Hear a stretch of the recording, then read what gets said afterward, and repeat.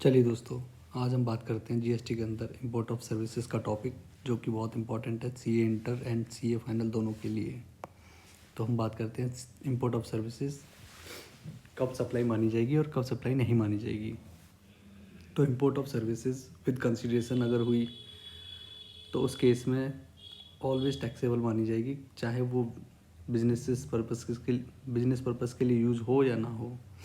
अगर हम बात कर रहे हैं import of services without consideration, तो ये सभी टैक्सेबल सप्लाई मानी जाएगी जब ये किसी रिलेटेड पर्सन या फिर उसकी ही कोई इस्टेब्लिशमेंट जो कि बाहर सिचुएटेड है, जो तब ये टैक्सेबल सप्लाई मानी जाएगी। और ये भी सर्विसेज तभी टैक्सेबल मानी जाएंगी जब ये बिजनेस के पर्पस के लिए ली गई हो।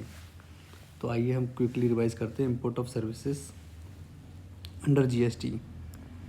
तो import of services under GST taxable मानी जाएगी जब या तो ये विद कंसिडरेशन होगी या फिर विदाउट कंसिडरेशन होगी। और विदाउट कंसिडरेशन के केस में एक चीज़ है जो कि हमें बड़े ध्यान रखना पड़ेगा उसके लिए, कि वो सर्विसेज केवल रिलेटेड पर्सन और या फिर उसी की ही कोई इस्टेब्लिशमेंट हो जो बाहर सिचुएटेड है, और सेम सर्विसेज जो ली गई हैं वो सारी की सारी जो है बिजनेस पर्पस के लिए यूज़ हो रही हो, तभी ये टैक्सेबल सप्लाई मानी जाएगी, अदरवाइज़ नहीं मानी जाएगी।